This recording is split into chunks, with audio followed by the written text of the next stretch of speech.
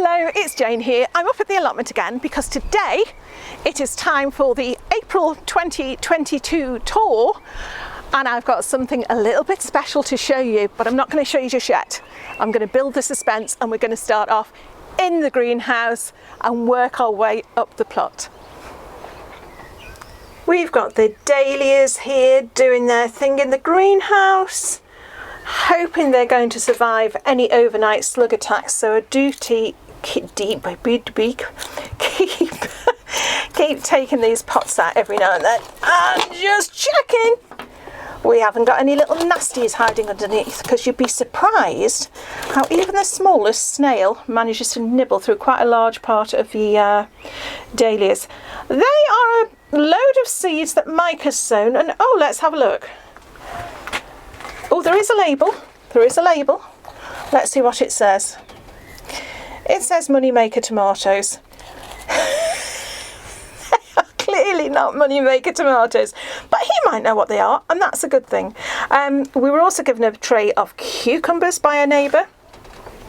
Something else. Oh, this is what happens, you see, when you're sharing an allotment with someone. Ah, black Tuscan kale. We love that. And we've actually bought a couple of aubergines, but if you see what I mean about the snails, it wasn't like that when we bought it. So again, before I go each night, I do have a quick circle through the pots and check and see if there's anything untoward. And then aside from that, aside from all the unknowns, I've got, you'll have to excuse my shadow here, the onions that are popped in the little modules ages ago. They're desperate to go in now. Sorry, ignore my shadow. If we look at the bottom now, look at that. They really need to go in, so we need to find a space for them. More in there, and here are some sage cuttings, which I'm waiting to see some sprouts. Oh, look, oh, can you see? There are sprouts coming through. Oh, that is such a lovely thing, you know, because, I mean, it's just nice to have new plants anyway, but when you have new plants for free that you've made yourself, that's brilliant. So they're obviously quite happy in there. They were just taken off the old sage plant that had more or less done its stuff. Clipped them off. I did use hormone rooting powder and it seems to have done the trick. Black hollyhocks from the lovely alley. And then down here, some more things that need labelling. So that is one of the jobs we'll be doing this weekend. And greenhouse number 2, we've got this ready now for planting into. Again, we've got a few things on the ground here. I have actually got labels in, but I must admit, I don't know what they are. Mike's put those in, so I've got to be careful not to stand on them, because I do want to show you the grapevine. Look at that. It amazes me, you know, every year it has such a hack, if you like, but it comes back better than ever. But what's great as well is, after asking about the scale insects last time, I did spray it with neem oil, and now I bet one of you will be able to see some scale insects there. It looks completely clean. So yeah, I thought I might have to spray it again, but I think I'm just going to keep an eye on it now, and we'll look forward to a lovely grape harvest later in the year. Believe the series of calamitous events that have happened today, which has meant that I'm actually up here. It's about 6:30 in the evening, and I was supposed to be up here filming at about 2 o'clock this afternoon, so I do apologise if there are any long shadows or glares of sunshine. But here's the fruit cage. The let's see, the raspberries are now doing very, very well. Let me see, I can't see any. Here we go. There we are, look at that. Look at that, those canes, when you think they get cut right back down and they come back stronger than ever. And then of course around the edges we've got strawberries, most of which have set themselves. And now and then you will spot, I can't see any just now, the odd strawberry flower. So we are heading towards that season. Most of them at the moment, because we're still having very cold nights, are getting the black eye, as I always call it, in the centre, but don't worry about them. It just means the frost has got the flowers, and I can't see any, can you? And you can nip them off and you'll still get loads more flowers forming. But look at that, this is what I'm excited about, because I haven't had much from this tree yet. This is the black currant. And just look at how many flowers, buds we're getting on there. So hopefully this year we're going to be getting plenty of let me see. Oh. No, not Ben, Laxton's number 1. Let me know if you've grown these before. They look like quite a heavy cropper. This was the dahlia bed last year, and I showed you in the last tour that this is what happens when you move compost around from one part of the plot to the other. We've now got a very healthy bunches of bluebells in here. But something that I got a real surprise by the other day, not least because I'd completely forgotten I'd shoved them in last year, was these little tips here. And they are the gladioli from last year coming back. So there's more over there. So yeah, I'd completely forgotten about them. So it's a real bonus. So this is going to look lovely again very soon when I'm able to plant the dahlias out. Also really pleased that I potted up the blueberries at last. After talking about it for at least 2 years, they got potted up into some ericaceous compost, and they've never ever looked that healthy. Not even like mid-season when they're meant to be really, really at their best. But that one, they are looking so healthy. So it just goes to show, if your plants aren't doing very well, they're not in the right conditions. Maybe you haven't got the right condition for them. But you know, that has really had a new lease of life. So really expecting some good things from them this year as well. They won't be staying sat on the plot. I think I probably said that last time. They won't be staying on this plot of soil here. So we've now got this nice empty bed with mildly acidic compost in. So let me know what you would put in there. It's not over acidic. If it was, these would have done very well in it. But yeah, we've got a nice empty bed to put something in. What do you think? Plenty of gaps still in the broad beans. However, we are now getting lovely, lovely flowers, and they are just so gorgeous, aren't they? These people think, oh, the humble bean. It seems like a bit of an old-fashioned, you know, stodgy bean, the stodgiest of beans, the least glamorous, shall we say. Look at those beautiful flowers. Really lovely. So yeah, I have planted a few beans in the gaps, but obviously they'll come up a bit later, if at all. But I think actually we've probably got plenty there. And next to them, we have some onions that do have a label. Let me see what the label is. I'm trying not to show you what I want to reveal in a minute, and it's very difficult to do that and not get shadows as well. These were planted in November last year. Ah yes, and these are electric onions, and I think again they were just popped in because I had space, but they're doing very, very well. Hoping for a lot of onions this year. And then we've got our garlic varieties, of which I can't remember many. One is violet, one is germador. There's a plastic bag that shouldn't be there. But again, when you think you put them in, these went in October last year, most of them. And they've gone through the worst of the winter weather, and they come up fighting, don't they? So again, what I need to be careful of this year though is the allium leaf miner. So I should really be covering this now, because they will be laying their eggs in the next month or two, and then they do it again in September. So yeah, I need to get this covered, not with a fleece, just with some butterfly size netting, I would say, to stop them getting in. And yeah, fingers crossed that they'll all be nice and clean.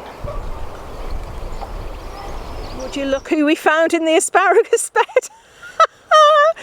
The first of our asparagus for this year. Look at this fine sir. Okay, little one next to him there, and then I did see another one before. Oh, they don't look very pleasant, do they, when they first start? Can you see it? Down there. Yeah? Absolutely thrilled. Now these did get asparagus beetle later on in the season, so I have given this bed a drenching of a neem oil solution, about a month ago, and that is meant to help get rid of any eggs that might be in the soil. So hopefully they've got a nice clean soil to begin with, but again, it's just vigilance, it's just keeping an eye out for them, and if you see any, just pick them off. And in my case, they'll probably go to the chickens. And along one side of the asparagus bed, I've got some celery from last year. If you look, actually, look at that. Never grown it so well. So that's going to be at its best this year, I think. And then we've popped some lettuce plants in just to be, oh no, these aren't lettuce, these are pak choi. Now, we've popped them in there, and after that I saw Danny over at the Grapevine allotment talking about doing them in hanging baskets, because there are so for getting flea beetles on. So any more that we get, I do think we might try planting them high up so the flea beetles don't reach them. But yeah, really pleased. And of course the weather we've had means they're coming on really well, so fingers crossed they'll all stay nice and clean. Both lots of bean canes are now up. These are the ones on the left here are the ones that I put up when I was sowing my waxing parsnips under that plank. We'll take a look and see if we've got anything in a minute. And then the other day I came up and put the other ones. So we're not having a bed full of beans, we're going to have like a walkway, a bean walkway going up to the rear end of the plot. So yeah, so dead pleased with those. We've also got, if I look over on this side, I'm just aware of my shadow. Try not to get my shadow on. We've got the peas that Neil kindly donated along there. Let me walk along and show you. It's very difficult trying not to show you this other bit. Yeah, these peas are lovely now. They are starting to climb. And Mike, very cannily, made a lovely bean frame using a few bits of things and the old raspberry canes. So if I show you clearer, let's have a looky. No, you will get my shadow there. Look at those. They're all the raspberry canes which is tied in. We haven't planted anything there yet, but it's actually quite a useful way of using up something else that would have either been disposed of, thrown on the compost, burned, or just put in a pile somewhere, knowing me. So yeah, well done, Mike. Let's see how long they last.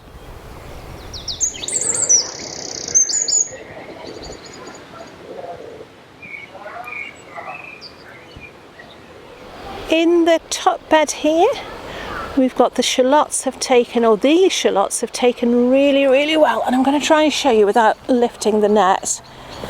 You can maybe just about see. We've got some carrots coming up here again, companion planting. Both have strong smells which fool whichever fly is going for the opposite crop. So yeah, we've got several rows of carrots in there, and we've also got several rows of shallots, but this is the only one that actually seems to be showing up at the moment. But yeah, doing well. We can leave these on their own for a good month or two now. And if you're ever worried about sowing marigolds, believe you me, if you've had them in the garden the year before, they will seed themselves. Look at all these. Most of them anyway are calendula. So I'm going to leave them till they get a bit bigger, and the ones that aren't calendula will come out. But if we look in the polytunnel itself, there's quite a lot going on, and I think this is the reason really that the greenhouse isn't bursting at the seams, because we've sort of decanted quite a lot of stuff up here. So if I show you in here, believe you know, eventually this is going to be where the melons the prize growing melons will go, and the tomatoes. But for now, well, we've got a potato from last year, don't know why that's there. We've got a couple of rows of mixed salad leaves. We've got onions left over from last year. We've got mixed lettuce, just minding its own business. So yeah, we could probably start picking some of that soon. You know, look at the colours of that green. Can you see that against the red? Absolutely beautiful. And if I back, oh, and these, hold on, try not to hit my head on something. I got these off my brother all the way from the States for my birthday, which was a couple of weeks ago. And believe it or not, when they arrived, they just looked like 3 sticks. Okay, and I know now they still just look like 3 sticks, but we've actually got leaves on them. So we've got a cherry, a plum and a pear. How's the pear? Oh no, the pear is doing well actually. It's getting there. Or whatever it is. What's that one?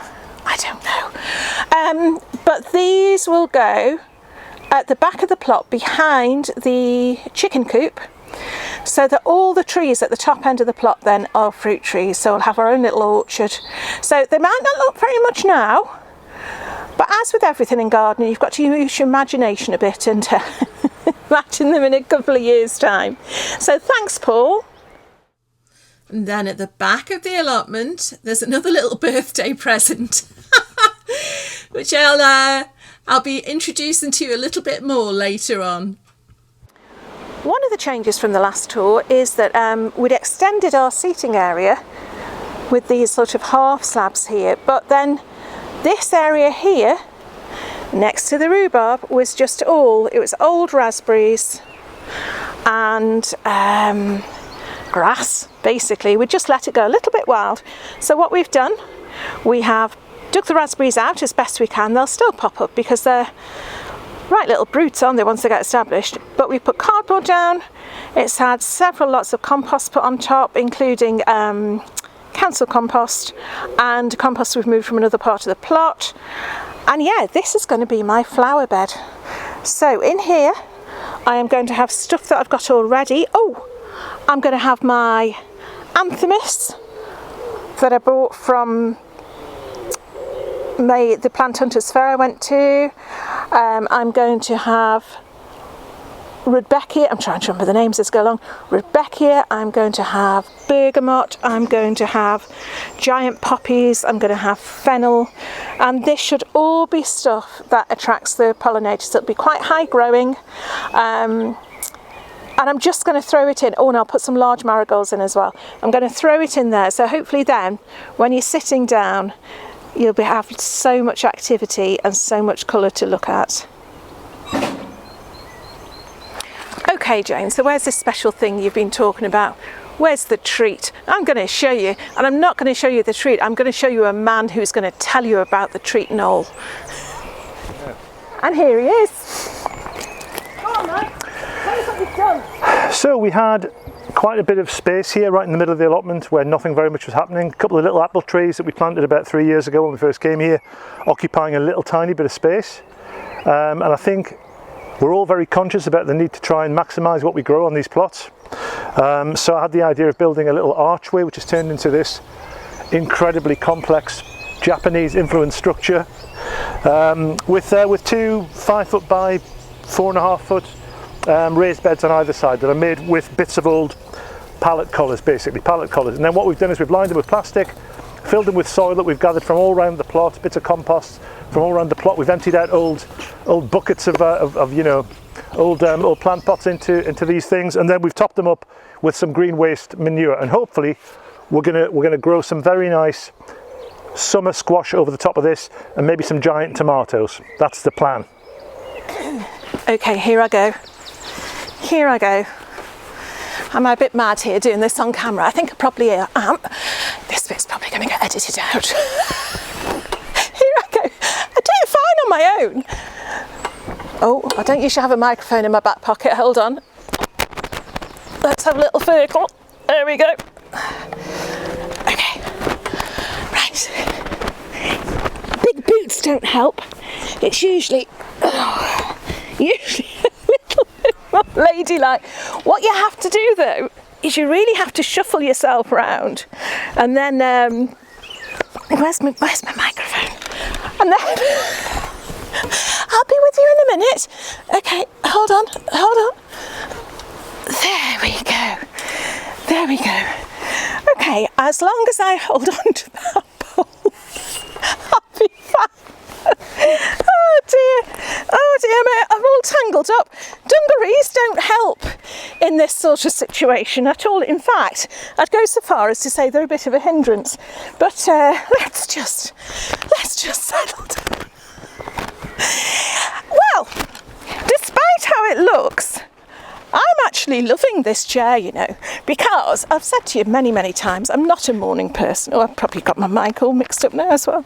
I'm not a morning person, so for me, to be able to sit here in the evening and just, well, I'm looking, what's great is I'm looking down the allotment here and I can see Mike working, so it's great. Keeping an eye on him. I'm looking in that direction. I've got the chickens doing their own thing, having a bit of a preen before bedtime because it's about 7 o'clock at night now. Isn't that great? 7 o'clock. And it's still light. It's warm enough not to have a great big jumper on. And if I look over there, I can just watch the sun going down. It's absolutely beautiful. A little bit precarious, but that's another matter. Anyway, what do you think? Oh, look at the fleck go. Oh, there must be a way. How do you steer? How do you steer us? Oh, bloomin' heck. How do you steer a swing chair? Okay. Oh, I could do with I could do with a pocket or something on the side to put my phone in, or maybe a little pop-up table to put a cup of tea on. Mind you, I don't think the cup of tea would last very long, but I do love it. I'm going to try and release it now. Oh, every time I do a swing. Okay.